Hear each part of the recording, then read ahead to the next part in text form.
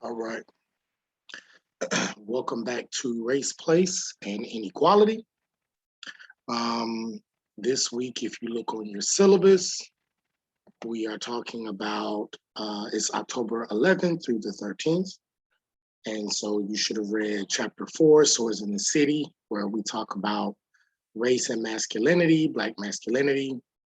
Also, John Side's work, Straight, it's actually, I wrote it wrong, Straight into Compton. An article written by John Sides.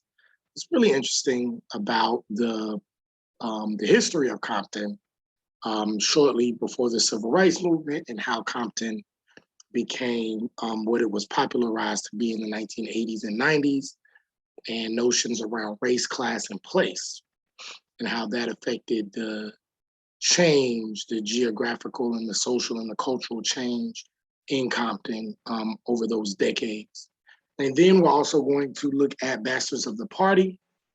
That is going to be your assignment for this week. It'll be due next week, but that will be part of your assignment, dealing with that piece, Bastards of the Party, and you'll get more information on that later. So let's go ahead and go to the first slide. And I want to ask you the question, what makes a man? What makes a man? Just in general, what characteristics, right? What behaviors would you consider to be manly? And you can pause and you can think about it. You can talk to someone, a roommate or another classmate. What makes a man? And what are some of the things that one has to do to secure their masculinity or their manliness?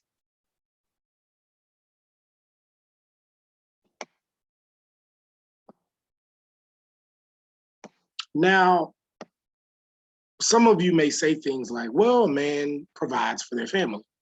Okay, so that's a good example. A man provides, makes money. A man is a protector, right? So a man is supposed to provide, protect. A man is supposed to leave something for their children after they pass away. A man is supposed to be a leader. So that's a good, these are examples of what stereotypically society says that a man should be. So you have all of these different examples, right? Provide, protect, leave something, be a leader. A man should be someone who has some level of power, maybe, which I guess can coincide with leadership. So that's a good example. Yeah, I think all of these are really, really good examples. Next part is, do you think race plays a role in how masculinity is played out? So in other words, do men of various races practice masculinity differently? Right? Does race dictate masculinity? So that's something to think about. Then you can come back to it.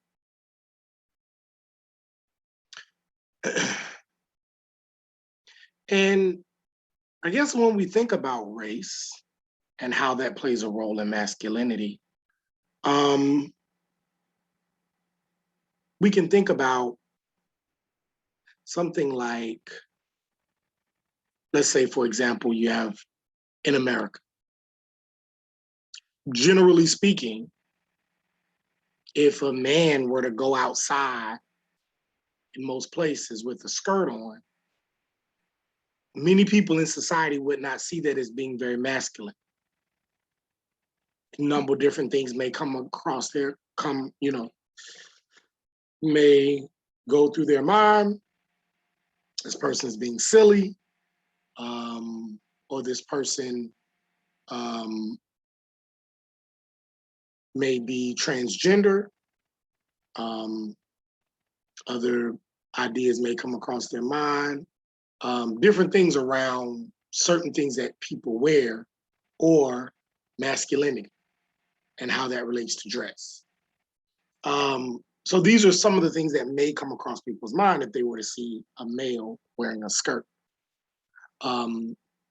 Maybe this person does not identify as a male, they identify as a woman, or maybe this person is playing a joke or being silly or whatever, right?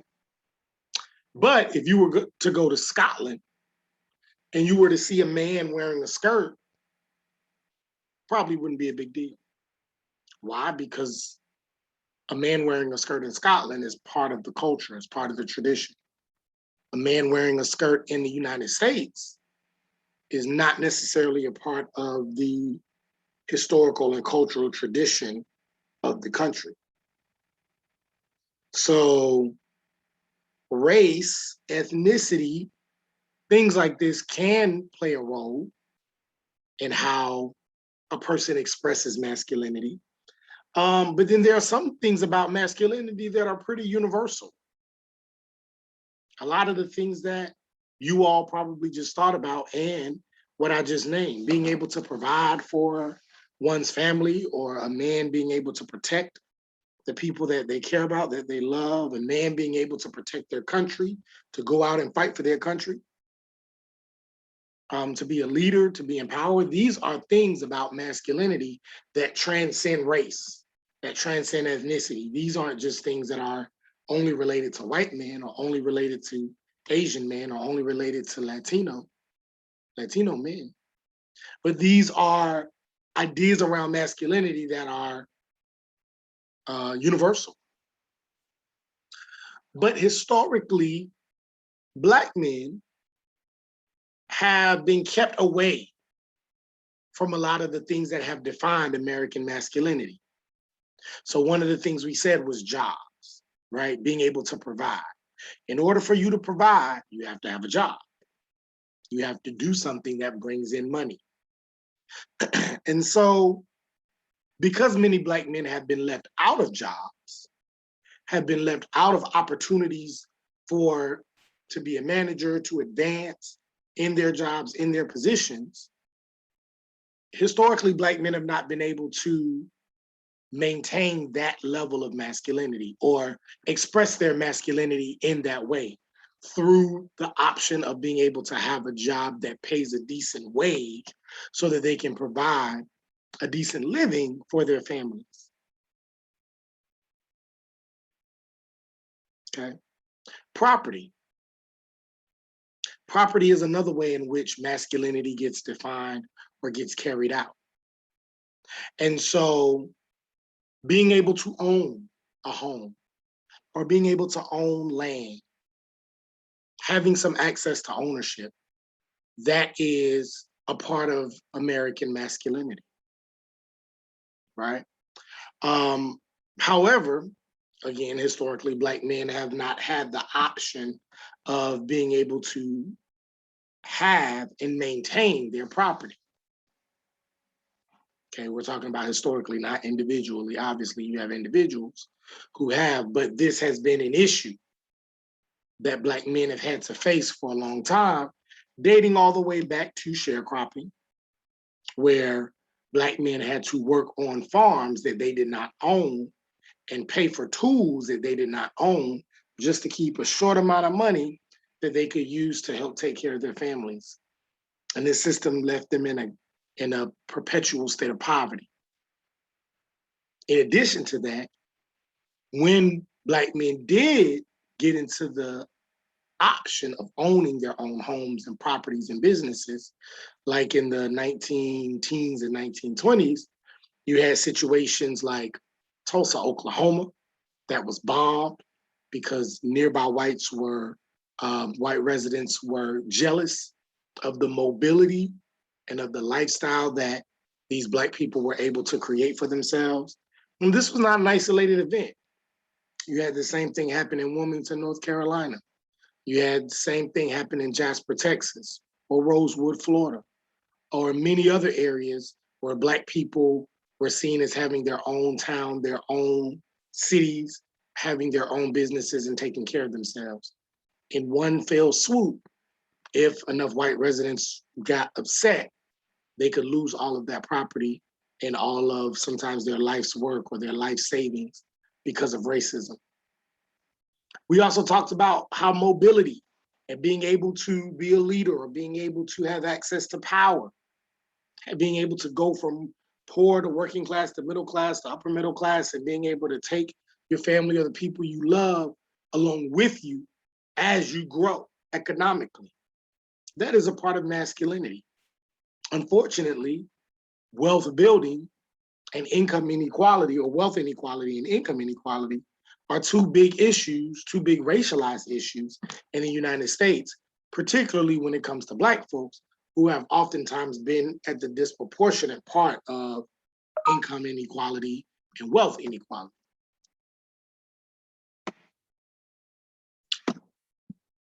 And so everything we said above, where we talked about the things that made people men, that most people would describe as characteristics of manliness, African Americans have been denied, essentially, right? That's very important when we go into what Rashad Shabazz discusses in Spatializing Blackness, when we go into ideas around masculinity making processes for Black men, particularly in confined spaces, where he's focusing on Chicago, but we're going to be talking about Chicago as well as another city, Los Angeles. And then, of course, your reading is on Compton, which is a suburb of Los Angeles. So we're going to be talking about these various cities and spaces where there's a lot of similarities around these masculinity making processes. First thing, you've seen this slide before, so we're just going to go through it really quickly to just remind us about what we are discussing and what we're talking about. Remember, we're talking about carceral power, the way in which punishment and discipline becomes internalized and directed to how communities, how urban spaces are created, talking about how the necessary rehabilitation of social subjects within these spaces gets contained, gets confined, and gets regulated. When we talk about carceral power, we're talking about the ways in which people use strategies of social control, strategies of discipline over a population, not just a population in one area of the social life of that population, but in all areas. And so we talked about how carceral power, when we talk about the carceral system, we're talking about the prison system, but when we're talking about carceral power and how carceral power impacts all areas of our life, remember this comes out of Foucault's work, Discipline and Punish, where he says the same strategies that were used in the prison system are now also used in the education system, in the military, in our churches, and what Rashad Shabazz says, even in residential spaces and law enforcement. And so this is what we're discussing when we're talking about carceral power. The public space moves into being a defendable space. So now a person's neighborhood is almost like their cell or their prison, and they're having to defend themselves from institutions and organizations outside of that space. Also within a lot of these spaces, particularly residential spaces or public spaces, you now have things like gates and fences and surveillance, checkpoints, all of these things that now make the regular spaces that are supposed to be free, supposed to be liberating, now they're almost these defendable spaces because of the way in which public spaces have been transformed over the decades, and how technology has now become a central part of public space and public life. Again, we talked about that Shabazz applies this idea of carceral power to housing, to residential location, and discusses how space is significant to the morale of a place because space determines what is socially acceptable.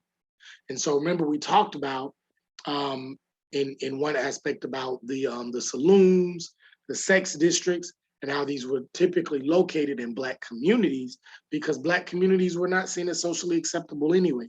And so these are the people that will most likely participate in these illicit activities and licentious activities, when in reality, people of various racial groups participated in these sex districts and they drank and listened to jazz and participated in criminal behavior. And so, but space and where people live or where somebody is from oftentimes dictates what some people would believe their morale is. So think about if a person says they're from a specific side of town. I don't know what city you're from or what state you're from, but every state and every city has a place or a space where if you say that you're from there or that you live there, there are certain ideas or assumptions that may come to a person's mind. And so you know what to say and what not to say. Oh, I don't want to say I live there. I'm going to say I live close, but I'm going to say this area as opposed to that area. So that way you feel more comfortable, you feel more secure, right? You feel like I'm sending a better message of morale when I say that I'm from this place and not this place. And so race, place, and power play a huge role in how we understand carceral power, how we understand Black life, particularly in the urban setting, and even more specifically, now that we're bringing in gender, how we understand gender and masculinity as it pertains to race and place. So Black men in place. One thing that Rashad Shabazz discusses and talks about is the fact that Black men have fought for access to public places, both within and outside Black geographies. And so what you should have seen on your exam, what you should have read in your book, what you have read in previous readings, that Black geographies are these spaces where Black people can live relatively freely, right? Areas where that they create for their own safety, for their own benefit, for their own advantage and mobility. But even within Black geographies, Black men have had to fight for access to public places. So even within these Black areas, there is still tension and there is still spaces and places that certain Black men may not be able to access. And of course, as we know, in the larger sense of place, in the larger city or in larger areas where white people may be the predominant group, it is even more difficult for Black people or Black men or certain types of Black men to access a particular space or a particular place. And so because of this, Black men have responded to the paradox of gender and place by creating their own communities, right? Creating communities and allowing these communities to be the center of their ideas of spatial mobility, how they're able to move up and move up in society and move about everyday life. Also, these Black communities become the center of identity and identity production. It is within these areas of the Black Belt, right? We talked about the Black Belt. It is within areas where Black people can feel some level of freedom because they're around people that look like them. They're around institutions that support them. They built institutions that support them. And so they're now able to create an identity for themselves that works for them. And then it's within Black geographies that they also create resistance. They also create ideas and ways in which they can resist larger levels of racism, classism. Women can also practice resistant measures towards sexism. And so all of these things can occur when Black people create these essentially what they call Black geographies, because they don't feel out of place. We talked about bodies out of place with Barbara Harris Combs, and we talked about how feeling out of place, right, has these negative effects on race relations, intraracial race relations, and interracial race relations. But it also lets us know that within Black geographies, although Black men still have to fight for access, they have a better sense of identity, a better sense of resistance, and they are able to move about and have a certain level of spatial mobility that they don't have outside of Black geographies. And so oftentimes, again, and we talked about this in the previous slide, because of the larger issues of racism and inequality, because of larger issues of poverty and class inequality, Black men could not provide in the patriarchal sense, right? They could not necessarily leave wealth for their families because they were not allowed to build wealth. And when they did, you had things like Tulsa, Wilmington, Rosewood, all of these examples of nearby white people in one fell swoop in one weekend, knocking out the entire wealth of a whole community. So they could not pass wealth on like many white people were able to do, or people of other racial groups were able to do, because of racism, because of terrorism, right? They could not provide in other ways because of income inequality or educational inequality. And so they could not access the culturally dominant narratives of jobs and money and space that we oftentimes ascribe to masculinity, against the backdrop of things like poverty and containment. And so because of that, oftentimes Black men had to find other more mundane objects to kind of take the place of how they defined their masculinity. So they carried out these personal articulations of agency, personal articulations of masculinity, and it expanded. It was exacerbated. It was even more important. So I can't carry out masculinity in the formal ways like oftentimes white men can. So now being tough is even more important. Being able to fight is even more important. Working in the underground economy or stealing from others, finding ways to make money, to take care of their families, becomes even more important because they're left out of the formal economy. They're left out of the normal ways of being a man, normal ways of masculinity, and normal ways of American life. And so what these actions do is they allow for access to resources, right? If they participate in the underground economy, if they steal from other people, if they connect themselves to illicit crimes or illegal crimes, they're able to provide access to resources. They're also able to produce a certain level of prestige for themselves, produce a certain level of prestige, and then also recognize certain symbolic forms of power. And I think Rashad Shabazz uses symbolic forms of power in the sense because he's saying a lot of it is not necessarily real power. Fighting over a street corner, fighting over signs of disrespect that may cause physical altercation. These are symbols of power because more often than not, the people who are fighting over the street corner or fighting over a neighborhood, they don't own that neighborhood. They don't own that street corner. They don't own a building on that street corner or on that neighborhood. And so because of that, they have this natural masculine instinct to protect and to provide and to own, but the larger society won't allow them to do that, whether through educational inequality, income inequality, unemployment, underemployment.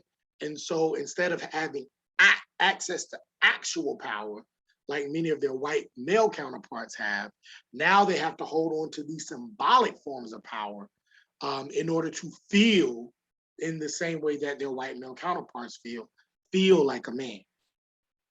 And so this is when you see the creation of certain organizations. Well, it's not here. They were created before, but we'll get into that in a second. But this is when you start to see what other people may say, well, why are they fighting over this? Or why is this even important? Well, it's important because they don't have what you have. They don't have the same access to certain things that you have. And so some level of power is innate in a lot of Black men because that's what American society feeds them. And so even if that means I have to fight for something that I really don't own or have this symbolic form of power, I'm going to do that to meet these innately masculine needs. And so when we see that public space becomes very gendered. Public space is a deeply gendered space. Where a person goes, what a person does within a certain space can define or redefine masculinity. And so when we think about being empowered in a particular space, right? Then when a person gets empowered in a space, particularly a Black man, when he becomes empowered in a particular space, then he is allowed to practice or perform some kind of masculinity, perform gender, something that you may have learned from an intro to sociology course or sociological perspectives course or something like that, was that gender is something that you perform. You perform femininity, you perform masculinity, you perform what it means to be a man or what it means to be a woman, right? And so sex is supposed to be, some people say it's biological because it depends on what sexual organs you have or how many chromosomes or whatever biological things are connected to sex. But then gender says, what are the things that you do that support that sexual organ or that sexual category, right? So if you are if you are a man born with a penis, that's your sexual category, but your gender says, because I was born with the penis, because I am a man biologically, again, these are socially acceptable ways of looking at, right, gender and sex. Then there is this idea that you are supposed to behave a certain way. You're supposed to be aggressive, strong, powerful, confident, all of these things that are connected to masculinity. In the same way for women, if you are so-called born a woman, right, and you have women biological parts, then you are supposed to be feminine and dainty and pretty and have long hair. These are the gendered characteristics that society says belongs to anyone who is described as a woman, right? And so spatial empowerment for Black men is part of that performing of gender, being able to have power over one's space, being able to, number one, have space, and then being able to have power over that space and dictate what happens in that space is very, very important to how men perform masculinity. And so if we go to the next slide, one way in which masculinity has been produced and reproduced, particularly among Black communities, according to Rashad Shabazz, Spatializing Blackness, is through Black male incarceration. Black male incarceration provided the foundation for a lot of Black gangs. But when we talk about Black male incarceration, we're not just talking about the prison system in the sense of a person being arrested, put in jail, being found guilty, and going to prison. But remember, Rashad Shabazz is also talking about the imprisoning of Black residential communities, the imprisoning of Black schools, the imprisoning of Black communities, right? And Black homes. And so when these people are confined spatially into certain areas of town, and we're going to talk about exactly what this looks like, particularly in Chicago in a few slides, this starts to create, when people are cut off from certain areas of the city, what this does is this starts to create um, ways in which Black men now have to band together to support or to maintain the little bit of space they have and try to have some level of control over it so that they can fulfill these innate masculine ideas that society places on them, right? Um, so many of these, so some Black gangs actually got their start in carceral institutions, not just carceral institutions like prisons, even though some Black gangs did get started in prisons, but some Black gangs also got started in the carceral institution of the community, of their own communities.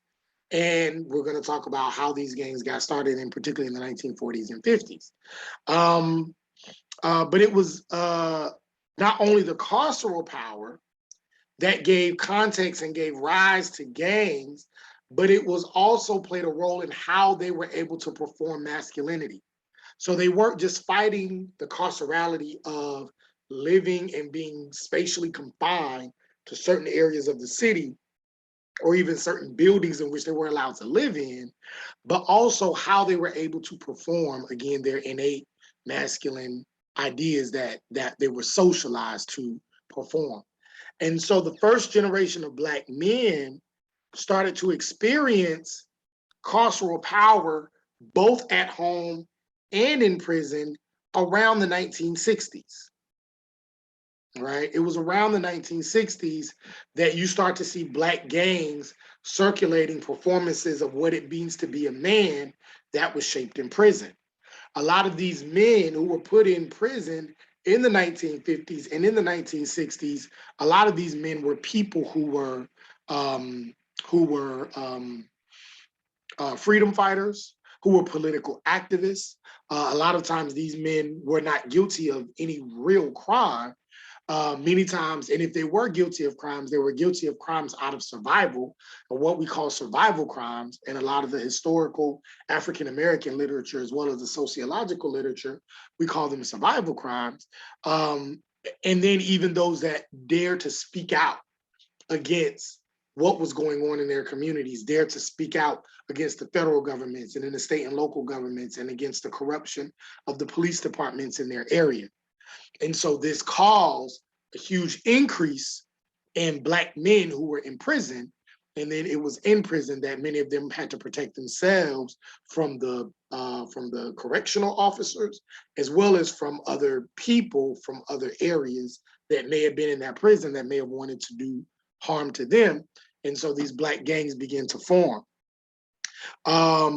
However, because they were formed within the milieu of prisons, a lot of Black gangs started to borrow these hegemonic elements of prison masculinity and the expressions of masculinity, right? Being extremely hard, being extremely aggressive, having this mean look on your face, constantly being ready to fight, um, um, you know, being ready to kill somebody at any moment, kill or be killed. This type of mentality many times was created in prisons by these men who were forced in prison, oftentimes for crimes that they either didn't commit or for having the nerve to speak out against the federal government or the state and local governments, or for very, very small crimes where they should not. And typically white people may not have even gotten any time, may have just gotten a community service or something like that. So these very aggressive, hyper masculine, hegemonic elements of masculinity came out of this prison system that had been created for Black men as an extension of the carceral power, of the carcerality of their communities, of their neighborhoods, of their schools, et cetera. So it's essentially this criminal justice system was an extension of these masculinity making institutions that were already happening on the outside. Essentially what Rashad Shabazz says is that the criminal justice system became a masculinity making institution. It became an institution that made the Black man. And so it became a part of almost what people call, sometimes we call in African American studies, a rite of passage, right? And so a rite of passage in different cultures have different names or have different practices for them. So Greek culture may have a rite of passage where a man goes from being a boy to a man at a certain age. It might be 14 or 16 or 18 or whatever. Greek culture may have one. Roman culture may have one. British culture may have one. Latinx culture has a rites of passage for, particularly for, I believe it's for women, right? When a woman turns 15 years old, there is a rites of passage. African people and African American people have had and have rites of passage where you go from being a boy to being a man, or from being a girl to being a woman. But unfortunately, because of racism, because of oppression, because of poverty, these more cultural, more self-defining, culturally empowering uh, rites of passage ceremonies that existed within Black communities had now been changed, had now been transformed into negative ways or negative rites of passage strategies. And one of them was the entering into the criminal justice system. And so for a lot of these boys and a lot of these young men, they did not see education as a masculinity making institution because many times they were locked out of it. They were not allowed to enter into it in the same ways as their white counterparts, or they didn't necessarily see money, or they didn't necessarily see having a certain type of job, because many of their jobs were low paying jobs that nobody else wanted to do. And that was not something that made them feel like a man, especially when they're looking at their white counterparts who are far exceeding them, and they know that they're just as smart, they're just as intelligent, and they could be just as skilled if given the opportunity. So all they have is what they have in front of them to make them feel as though they have these rites of passage or these masculinity making institutions that dictate when they when they leave boyhood and become manhood and go into manhood. And so one of them was the prison system, according to Rashad Shabazz. So what he says is that you have these young boys who are now 12 and 13 and 14. Now they're being called to participate in acts that help them decide whether they're going to be a man in their community or stay a little boy. They may have to do criminal acts. They may have to do illegal acts. And if they get arrested and go to prison and survive prison, guess what happens? When they come back, they are now seen as the man, or as powerful, or as a leader, because they survived this masculinity making institution of going to prison. And so gangs played a role in the performance of this Black masculinity. And it wasn't simply because of the way in which they dressed, right? What some people may call swagger, right? The way they dressed, or the way they carried themselves, their character, their personality, um, um, their clothing, right? But it was because they were the group who had the strongest relationship with the criminal justice system, because gangs were more likely to enter the criminal justice system. And the criminal justice system made a man out of you if you could survive it. When you came home from being in prison, now you were seen as somebody that people could respect. And so this containment, this confinement of Black men within these areas is not new. And it was a central part of the experience of the development of Black men in this country.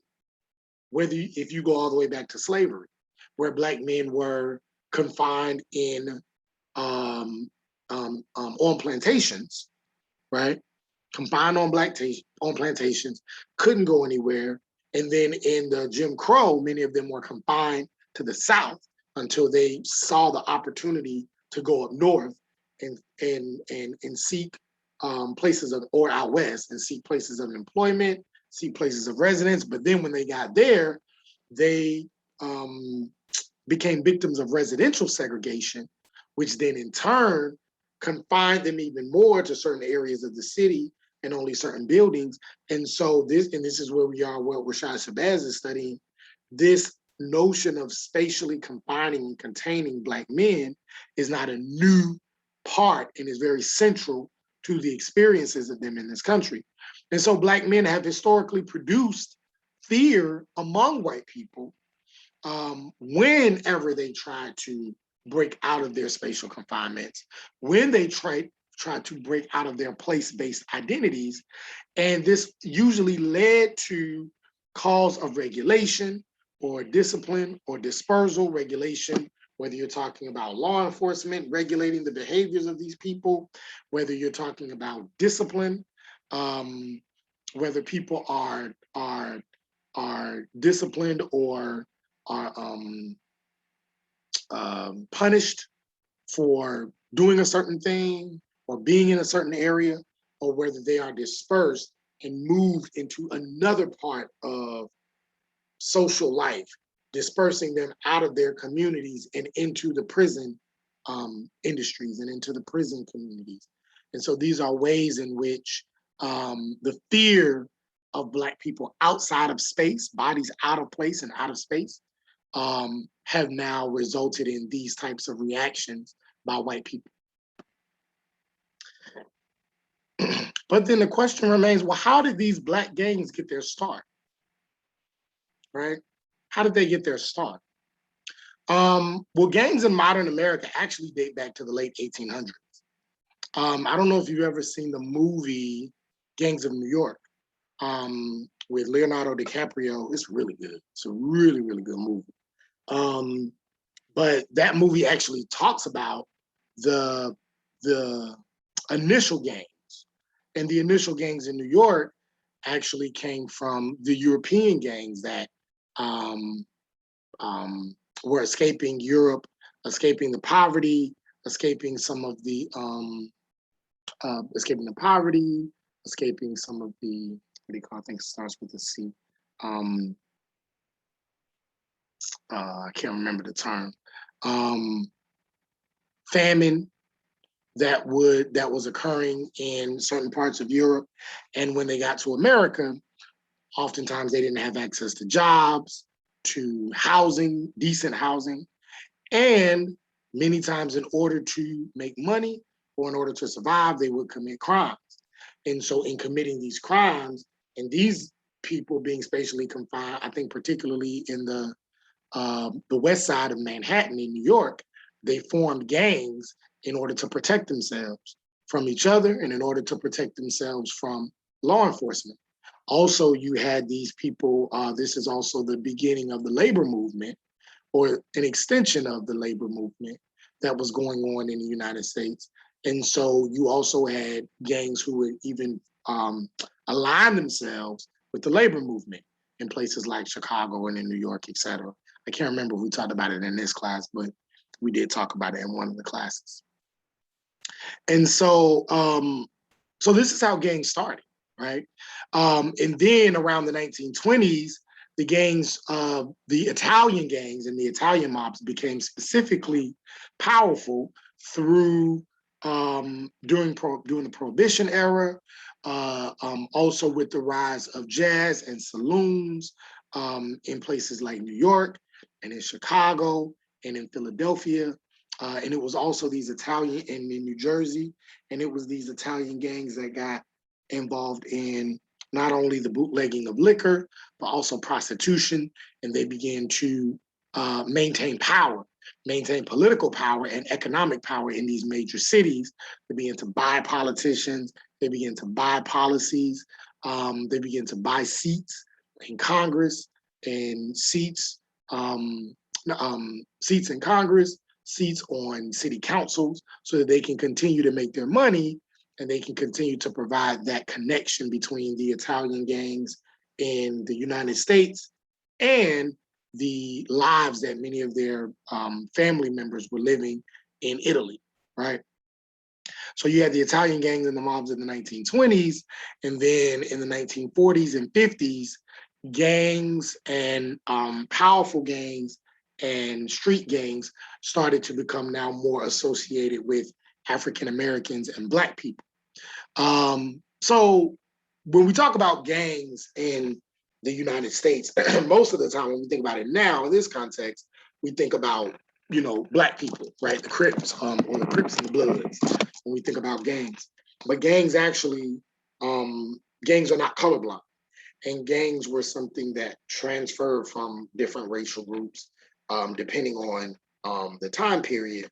But more often than not, it came out of people who were oppressed economically and who were oppressed politically and were in need of expressing masculinity and expressing power in a way to where they could provide for their families, they could provide for their communities, and oftentimes it would then go in a different direction.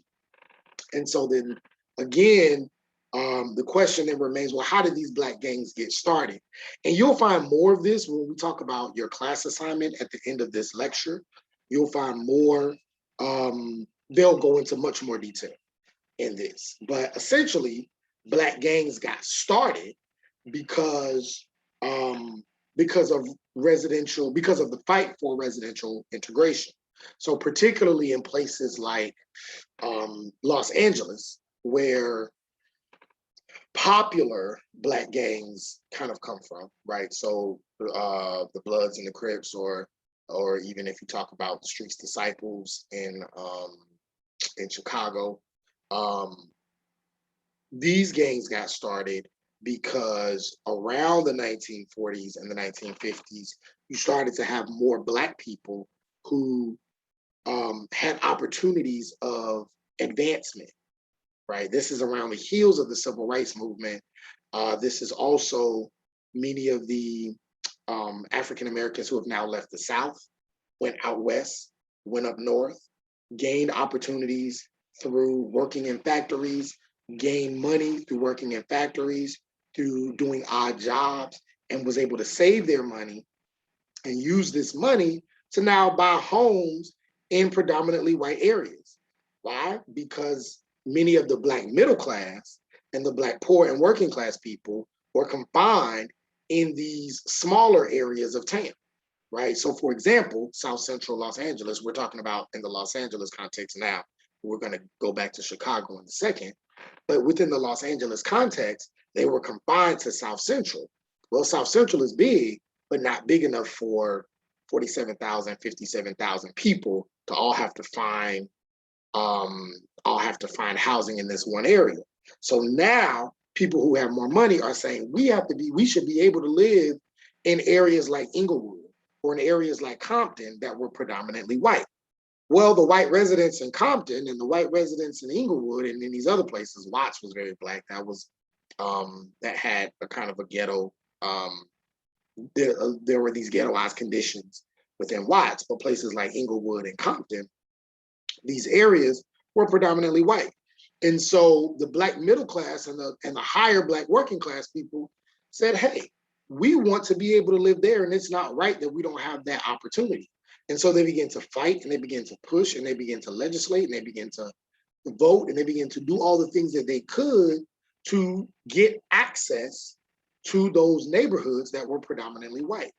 Well, the white residents of these areas didn't like them. So when the few Black families that were able to integrate into these areas of predominantly white Inglewood and predominantly white Compton, when they got there, they were met with anger, with frustration, and with violence from many of these white residents. Now, the Black residents who got there will protect themselves with shotguns. They will protect themselves by looking after their neighbors and their neighborhoods and making sure that they created these smaller Black spaces where they could feel safe and protect themselves from white residents who would try to inflict violence on them or try to destroy their property. Well, that was the adults. The kids still had to go to school. So the kids whose parents had desegregated or integrated these predominantly white areas of Compton and Inglewood, they would go to school and they would get beat up by the white kids. These are predominantly white schools, so it was way more white people than there were Black people. So the few Black kids that were at the school were realizing they were getting beat up at bus stops. They were getting chased with nooses. They would have dolls of Black people hanging in their lockers or hanging by their cars. and there would be gangs of white people who would gang up on the few black kids and they would terrorize them. Well, what the black kids started doing was they started forming gangs for themselves. They said, well, we need to create protection from these white kids who are bullying us, who are beating us up, who are terrorizing us every day when we get out of school. So that's what they started doing. They started forming their own gangs. And so when the white kids would come up to them, there would be a large number of black kids who would now meet them wherever they were, and they would either fight it out or the white kids would go away. So when black kids started to see that this was working, they started to form more and more gangs as more and more black kids were being integrated, because these black families are now making more money, are now integrating into the white areas of Inglewood and Compton, etc. This is around the 1950s, right? So again, we also know that this is on the heels of the civil rights movement. This is around the time of Emmett Till, Rosa Parks, Brown versus Board of Education. So now black people are starting to see advancement when it comes to legislation. They're starting to see advancement and opportunities when it comes to being able to go to whatever school they want to go to or live in whatever city they want to live in. So with these opportunities available on the national level and on the state level because of legislation, it becomes increasingly difficult for white people to be able to keep black people from moving into these neighborhoods, from going to these schools, because now in the South and with the civil rights movement, they fought for this opportunity nationwide. So how do these white people respond? Well, they respond by simply leaving. So they say, well, you know what? If you want Inglewood, if you want Compton, if you want these areas, you can have it. I'm out of here.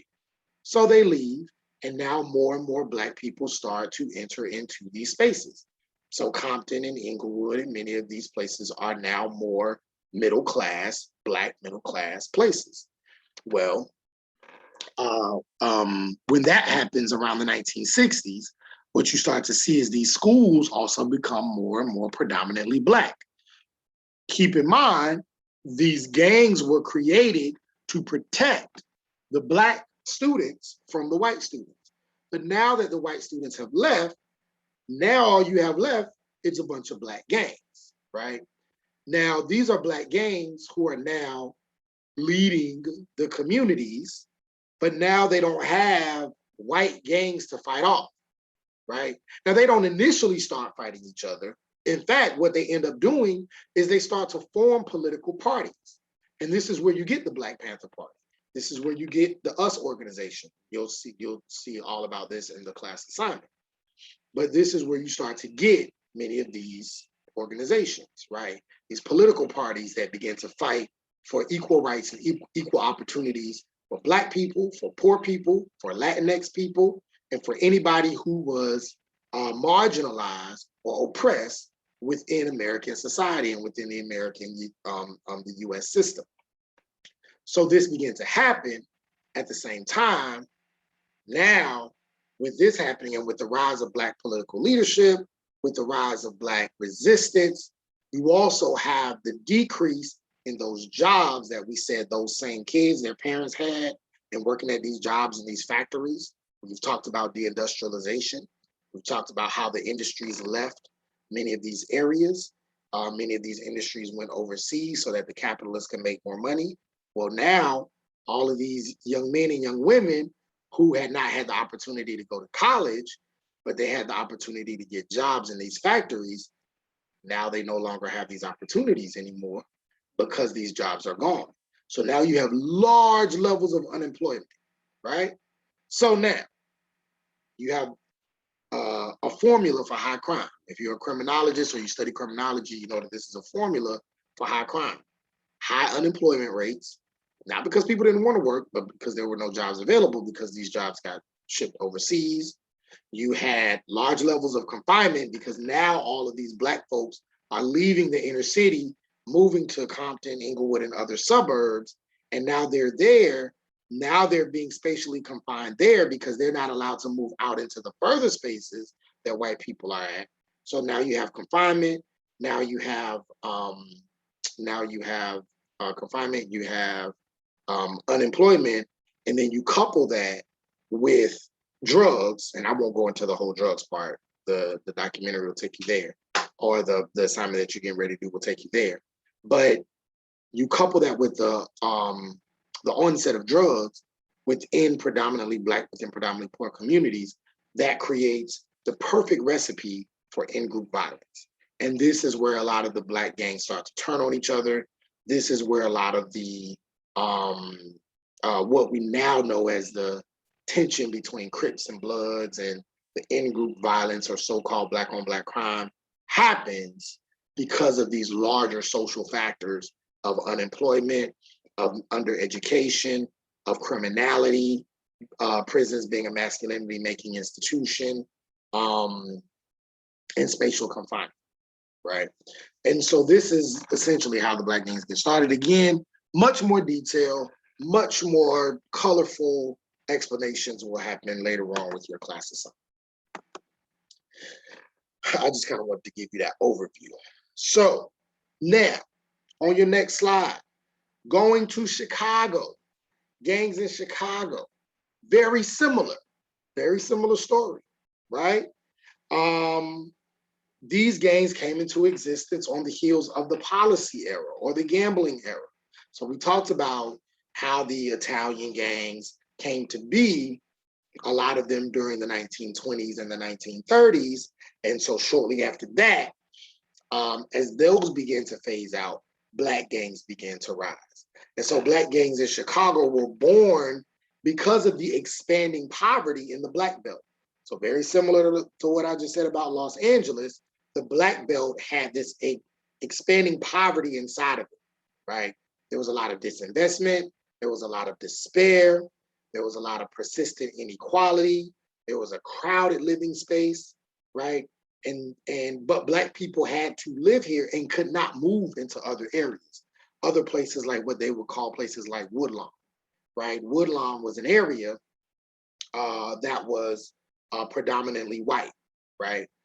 And in this area, the neighborhood had enough housing to accommodate, now listen to these numbers, they had enough housing to accommodate about 40,000 people, right?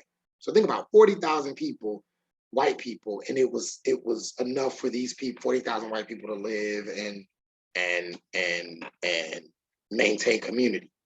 However, when Black people started to move into Woodlawn and white people started to leave, Black people began to move into Woodlawn, but they could not live elsewhere to where the white people were going. And these Black people who moved in now were squeezed into an area that was only that comfortably, where 40,000 people could comfortably reside. Now you have 80,000 Black people living there. And so this was a windfall to profit-seeking landlords, because now they're like, oh my goodness, let's just stuff them all in here and don't let them go anywhere else. And now they have to pay to live here. And this becomes a huge profit for landlords, right? Huge profit. But that coupled with what we're just talking about on the slide, disinvestment in the communities, no investment in roads, no investment in schools, no investment in social institutions, despair, no investment in hospitals or healthcare facilities that will help keep these people alive, and not expanding the space or allowing these people to live elsewhere creates these spatialized, confined areas in suburbs of Chicago, right? So same as was the case with the Italian mobs that preceded them, you had the Chicago Black gangs who formed along racial lines. They formed their own gangs, again, going all the way back to shortly after World War II. So same thing we said about Los Angeles, the same thing is happening in Chicago. These Black gangs are forming to help protect themselves, to help protect their communities from racism, and to help bring about certain resources that are necessary for their own people. And so with this in-migration of Black people, and with the out-migration of white people into the suburban areas of Chicago, this starts to change the demographic makeup of these neighborhoods. And now containment is moved from the inner city to the suburban areas. But the restrictions on housing kept Black people out of these white neighborhoods, and now they're trapped into an extension of the Black Belt. So now the Black Belt isn't just now in the inner city, the Black Belt is now expanded, but it's still the Black Belt, the inner city and the suburbs. And now these Black gangs are here, are forming, and these Black gangs are forming to now protect themselves, not now from white people, but now from each other who are fighting over space. And we've talked about this before. Doesn't matter what race you are, doesn't matter what gender you are, it doesn't matter what your ethnicity is. People who are confined in space, especially large amounts of people, there's going to be tension, right? We talked about roommates. Have you ever had multiple roommates? Maybe it was a trip that you were going on, or maybe it was a semester in college or whatever. But you know that if a lot of people have to live in a small space, gonna be some tension. Why did you leave this here? This was mine. Stop using this. And that's just 3 or 4 people sharing a living space.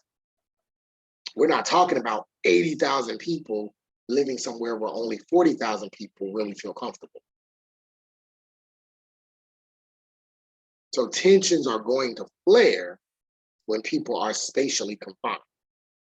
And so this is where you start to get the creation of gangs like Gangs the Disciples or the Black Stones, right? And so a lot of times these gang organizations were created to offer these Black boys and these young Black men opportunities and job prospects that they normally would not have had.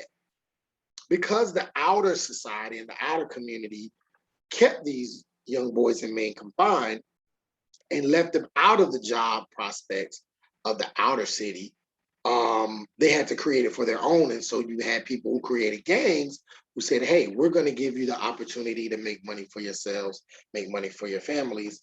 In addition to that, many of these young boys and men had too much time on their hands, especially if they either graduated high school or dropped out of high school, couldn't go to college or didn't go to college, or even if they were smart enough to go to college, they didn't have the money to go to college. So they're just kind of sitting there. And if they graduated high school or dropped out of high school, there's really nothing for them to do. They're just sitting in confined spaces, poor, broke, and trying to figure out what to do with their lives. And then here comes somebody from a gang that says, hey, you want to ride with us? You want to get money to put food on your table? You want to have some type of identity? You want to feel like a man? Then you can now become a part of this organization. And that's essentially what the membership inside groups like the Black Stones and groups like the Gangster Disciples allowed for these young Black men, according to Rashad Shabazz and Specialized in Blackness. This membership into these organizations allowed for them to feel like they were men, allowed for them to feel like they were making their own identities and creating their own identities around masculinity, even though deep down they still had a lack of economic or political control.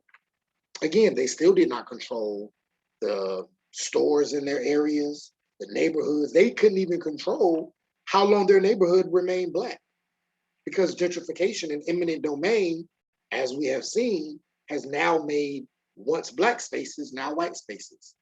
So these groups, like the Black Stone Rangers and the Gangster Disciples, participated in these, what Rashad Shabazz calls as these symbols of power, and they began to fight and sometimes die over real estate, over land, over neighborhoods that they did not own, that did not belong to them. But again, that is what a lot of these larger social factors can do to the physical, emotional, cultural, and psychological effects, or these are the emotional, political, social, cultural, and psychological effects of these larger social factors like unemployment, underemployment, undereducation, disinvestment, etc. And so focusing more on the Black Stones, some people would say, well, what kind of group was the Black Stones? And the Black Stones were a street organization. Some people may say they were a street organization that tried to exact control over Black communities. And in the face of disinvestment, in the face of economic despair, in the face of political corruption, they fought for their communities on the part of the white establishment. They fought the white establishment when they went against these larger powers to protect and provide for their communities. Some people may describe the Black Stones as that if you did the reading in chapter 4. In addition to that, though, some people will say the Black Stones were these thugs who exploited the Black community for their own selfish needs. Sounds like these two descriptions are at odds. Sounds like they don't really go together. It sounds like they're very different. So which one is right? Which description is correct for the Black Stones, this gang organization? And the answer is they're both right. The Black Stones did both of these, right? The Black Stones made it possible for young Black boys like Jeff Ford, who started the Black Stones, who felt alienated from these new urban settings, to create an identity of belonging, to create geographical spaces and Black geographies for themselves. So being part of the Stones gave these young Black males something that they could lay claim to. It was a way of existing. It was a way of creating an identity. And then they use this identity to help protect other people who had a similar identity. If you read Black Picket Fences by Mary Patillo, she talks about how many of, and she collected her data in the 1990s and came out with the books, and her book in 1999, 2000 on the Black middle class, and she studied the Black middle class in Chicago. And what she found was that the way in which gangs are produced or displayed, outside of the neighborhood are not necessarily the same way they're perceived inside of the neighborhood. Outside of the neighborhood, people see them as terrorists. People see them as violent criminals who go around killing kids and hurting people and selling drugs. But if you talk to the people inside the neighborhood, there are many aspects of the gangs that provide protection, to the point where sometimes if something went wrong in the neighborhood or in the community, they would call the leader of the Black Stones before they would call the police. Because calling the police could lead to a shootout. It could lead to 10, 15 police cars in one area, and everything gets shut down. And with the police brings tension, because the police are mistreating people. They're cursing people out. They're telling people, sit the F down. They're threatening to shoot people. They're running into people's homes, innocent people who have nothing to do with the situation. And so many times the neighbors are saying, I don't want to call the Chicago police because they're going to bring more drama. I'm going to call the Black Stones. And the leader of the Black Stones will then send his soldiers to come and deal with whatever's going on in the community. And so in many cases, the Black Stones will be called, for example, if two rival high schools are having a basketball tournament or having a baseball game, or they're having a picnic. Instead of calling the Chicago police to provide security, they will call the Black Stones, they will call the Gangster Disciples, and they will come together and say, hey, y'all, we're going to create security for these kids so that they can play basketball, so that they can play football, so that they can have this picnic. So these were examples of what the Black Stones meant to these neighborhoods. At the same time, Rashad Shabazz says we cannot deny the fact that some members and some behaviors of the Black Stones did reinforce thug culture. Some of them were drug dealers. Some of them did rob people. Some of them did kill people. These were certain things that did happen in these predominantly Black communities. So there were many things at different times. more than revolutionaries or thugs, they were a combination of both. And it almost makes us think about George Washington, right? Or Andrew Jackson. George Washington and Andrew Jackson, how would you describe them? How would you describe George Washington and Andrew Jackson? We know them as being presidents of the United States, right? We know them as being leaders. We know them as being revolutionaries. George Washington literally led the Revolutionary War for the United States. He's a revolutionary. He was a leader. He changed the world. Andrew Jackson, same thing. Pronounced president. So much so that he's on the back or the front of our money, right? So to some people, these men would be revolutionaries and leaders and are staples in the US story. And they would be right. There's nothing wrong with looking at them in this way. But also, these men did a lot of wrong. George Washington, a person who participated in the slave trade, who had a number of enslaved people working for him for free, was known to be a very mean man when it came to how he treated his enslaved people. And when his teeth fell out, it was said that the teeth that he had in his mouth, because his teeth fell out, were actually the teeth that were taken out of some of the enslaved people that worked for him. These wooden teeth that were made, right? Now we have other ways in which people make teeth, but at that time, this is what, like the 1700s or so, he was actually wearing the teeth of enslaved people that were pulled out of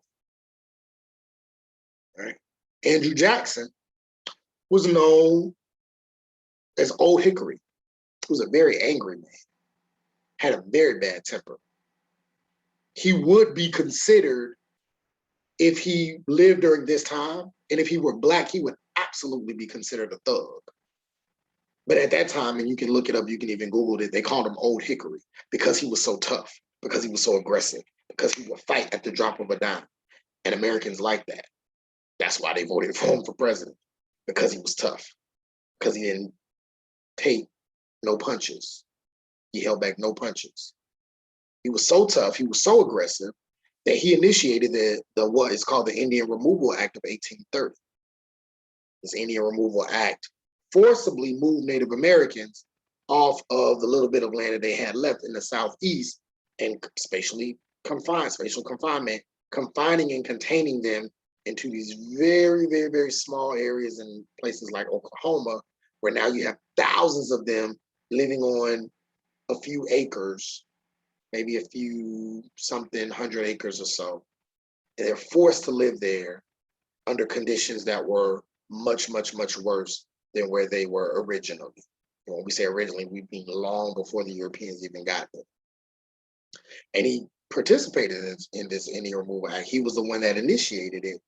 And with no regard for the lives of these people, essentially was responsible for the death of, and I'm gonna just be conservative and say thousands upon thousands upon thousands of Native Americans, probably in the millions, but I'll just say thousands. If anybody's a thug, definitely Andrew Jackson was that, right?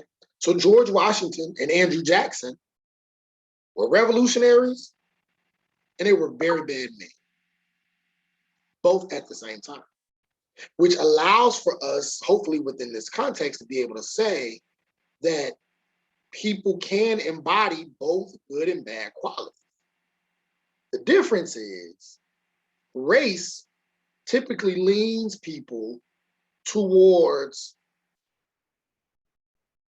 describing them as either more good or more bad, depending on the race that they're in or the race that they're a part of.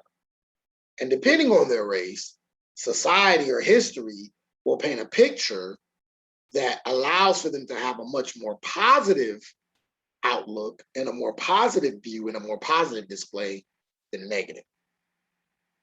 But if you look at the Black Stones and their good and bad qualities, it's no different from George Washington, Andrew Jackson, and many other people who also had both good and bad qualities.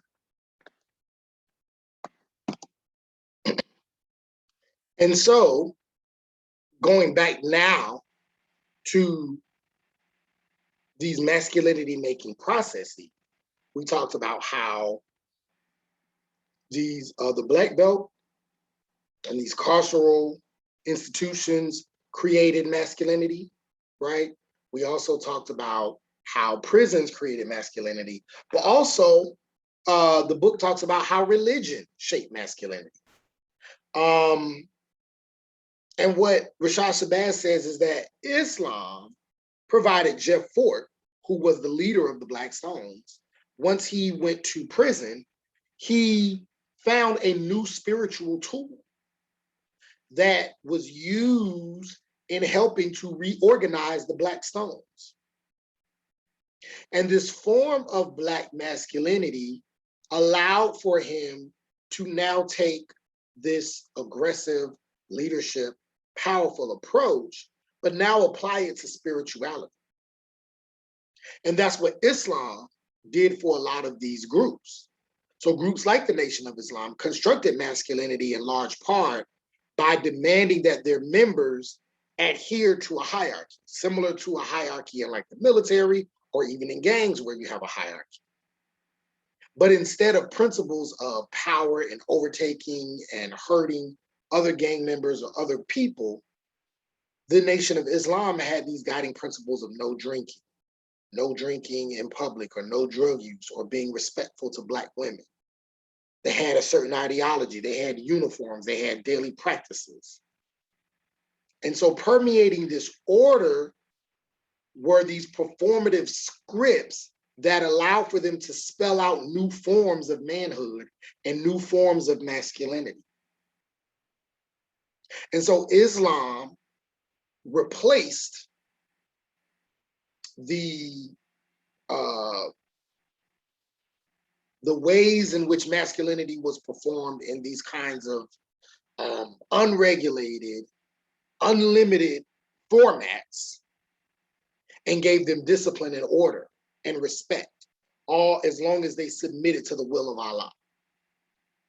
And so now there's this new stone masculinity that came about once Jeff Fort left prison, that he tried to instill in the younger generation when he went back to his community. Instead of teaching them these more gang-related forms of masculinity, now he's saying, listen, there are these new ways in which we can protect ourselves and protect our people without the violence, without the destruction. If we submit to Allah, if we do what God says, we can become real leaders in our community in a positive way. So this reformed how the newer generation, some of them, would understand leadership and how they would perform masculinity. So we're seeing masculinity form and take shape, particularly race and masculinity form and take shape throughout the decades as people begin to learn through these masculinity making institutions, through the residents in the neighborhood, and now through prison, and then now through religion. All of these are a part of helping to help shape and create the meaning of masculinity and the idea and the identity of manhood among Black men in these place-based areas. Right. So now we're moving from the 60s and 70s, and now we're going into the 80s and 90s. And one of the things we know about the 1980s and the 1990s is, if you've done any research or if you looked at any documentaries, then you'll know that there are two main influences on poor Black communities in the 1980s and 90s: drugs and hip hop. These are the two things that really start to become a part of the culture of poor Black inner city communities. Before, men who entered the prison system during before the drug war era, before the 1980s, a lot of times they were political activists or they were shaped by religion. So you're talking about people like Malcolm X, you're talking about people like Eldridge Cleaver, you're talking about all of these people who, when they entered the prisons, it started to create, sometimes because of other masculinity making systems, they came out as being better examples for their community. The drug war era was different. The crack cocaine era was different. And they had a different experience with the tropes of masculinity than they experienced behind bars. Because see, by the middle to the late 1980s, the model of masculinity as this kind of organizational tactic, it faded. And so this new prison masculinity was all about toughness, personal strength, being willing to hurt other people if it was necessary. It wasn't about, a lot of it was not about collective strength. A lot of it was not about community. And so Black people who entered the prison in the late 70s and early 80s during the drug era, this political context, right? Of Black nationalism, cultural nationalism, freedom, liberation, all of that was a distant memory. Like we're not really worried about that no more. It's all about what I can do for myself. And again, this comes from the disruption of the Black community on the outside that experienced this carceral power, and the changes within the prison system that made it more difficult for it to be a place that created this new positive, politically aware Black man. And so Black men created space in opposition to this exclusion. But a lot of the Black men's quest for spaces to be men were not always, again, productive, even when they tried to be. And so even when we look at the example of hip hop, right, it is seen as a threat to the public. Black women and men use the geography of Black communities to create spaces and cultivate expression within this hip hop culture. So now there are these new spaces that Black men and women in the 1980s are creating to express themselves through beats and rhymes and verses and DJing and dancing and making music, so that they could create new forms of masculinity making, to redefine what it means to be a man through this new culture called hip hop. And so through this, Black men began to take some of the prison culture and apply it to hip hop.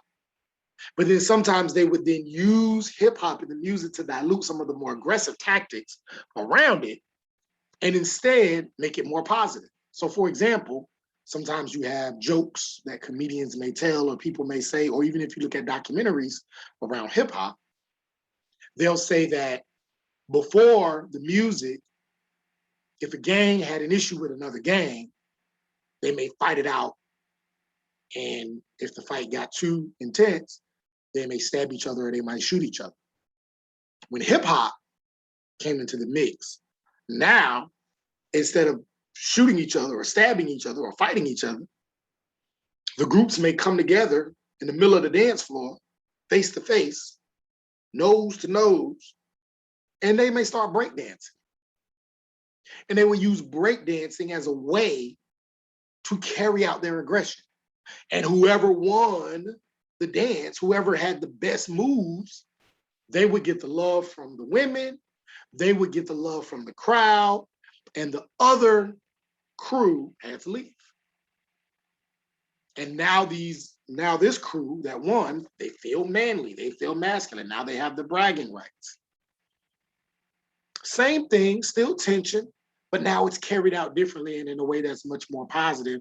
And at least nobody got stabbed, nobody got shot, nobody got beat up to the point where they had to go to the hospital. So there are these new ways of creating masculinity and performing masculinity in within this culture of hip hop. However, it says Black men sought to control the new geographies of resistance by attempting to exclude women and sexually marginalizing women. So even within the creation of hip hop, women don't necessarily have a space in it. They have to break it down and create a space for themselves, proving to the men that they're just as good. They could participate in the breakdancing or in the rapping or in the music or in the DJing. So sometimes even within Black geographies, that's why we have this thing called intersectionality. We have to look at other forms of social identities that also exist within these geographies that can sometimes perpetuate the marginality that was used to help inspire the creation of the geography in the first place. All right. So going to the next slide, which is the last slide that has content from the reading on it. Black masculinity in prison culture is still something that exists in modern society. So Black men have not taken on all aspects of prison masculinity, but sometimes they have appropriated some of the physical aspects of being tough and being hard, walking around with the mean, what they call a mug, or well, I don't know if they still call it that, a mean mug, right? Hard stares, large muscles, imposing posture, sagging pants, certain types of clothing come out of prison culture. Elements of prison masculinity have now seeped into the modern day masculine society because a lot of it went into hip hop, and then a lot of that hip hop culture then went into everyday life and everyday masculinity for Black men. But then you have some parts of prison masculinity that remains a phenomenon. Very few people talk about the fluid sexual practices of prison masculinity and how masculinity gets carried out through sex. Very few people talk about homosexuality, sometimes what they call gay for the state within prisons. But then outside, people say, oh, no, I'm not gay, I don't do this, that. If this happened in prison, we don't talk about that. So these parts of prison masculinity don't necessarily get discussed or get talked about, at least publicly. And so these performances dominated representations of Black masculinity when we look at film, when we look at rap music in the 1990s, and even in the 21st century. And so a lot of times Black masculinity in the hip hop generation went from the performance of prison masculinity onto now how Black men display their body displays with their clothing, with their faces, with their haircuts, with the beards, with their swag, with all of these different ways, right? And so we are still seeing a change and this transformation of masculinity and the different masculinity making institutions that exist even today. And it's interesting if you could even think about how is masculinity made now? What are some ways in which young men, right, whether Black men or just men in general, now how do they create masculinity for themselves? How do they define themselves as masculine now? Is it social media? Social media help define masculinity now? Right? Is it still music? What are some other ways? Is it through telephones, technology, TikTok? Right? How is now masculinity created and recreated now? So it's something to think about. I would make that a discussion, but I'm not gonna give you too much work because I know some people still gotta do their video assignments, and then you also have this class assignment. So going to the last slide, you have an assignment called Bastards of the Party. So for this class assignment, is parental advisory, explicit content, and lyrics. So this documentary does have cursing in it. It does have some language that may be offensive to sensitive ears. So if it is offensive to sensitive ears, if that bothers you, let me know and we'll work something out. But I think most of you probably listen to music or seen movies that have just as much cursing, if not worse. So, and this is actually something that's academic, something that's educational. All right. So in this web assignment, you are required to watch the documentary below called Bastards of the Party. There's the YouTube link below. And while watching the documentary, you're going to answer the questions, Bastards of the Party. And that can be found under the web assignment that says Bastards of the Party assignment. So under that assignments tab, says web assignments, it says Bastards of the Party assignment. You're going to watch the documentary, and as you watch it, you're going to answer the questions. So they're going to go in order. You're going to answer the questions either on that same document or on a different document. And once you've answered the questions, then you're going to upload your answers to the assignments tab that says Bastards of the Party assignment. So the deadline to complete this is October 20th, 3 p.m. So you have a good amount of time because this is going to be uploaded on October 11th. So you have over a week to do this assignment.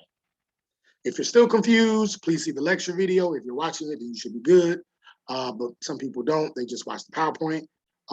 So watch the lecture video and I explain it in more detail. But you're gonna click on that link, you're gonna watch it, it's about an hour and a half long, and you're going to answer the questions as you're watching the documentary. You're gonna answer the questions and then upload it, and then I'm going to grade it. Yes, so with that being said, hope you enjoyed this lecture. Hope you're enjoying the readings. I'm enjoying reading your work. If you want comments about your work, I don't leave comments for everybody because everybody doesn't necessarily read them. But if you want comments, I'll be more than happy to provide them for you. Again, just email me, inbox me, or you can come into my office hours. I'll go through your work, grade them, give you all the comments that you are looking for. With that being said, I hope you have a great week. I hope you have a great weekend. Remember, you have an instructional day on October 18th, so you're good. And look forward to seeing you soon.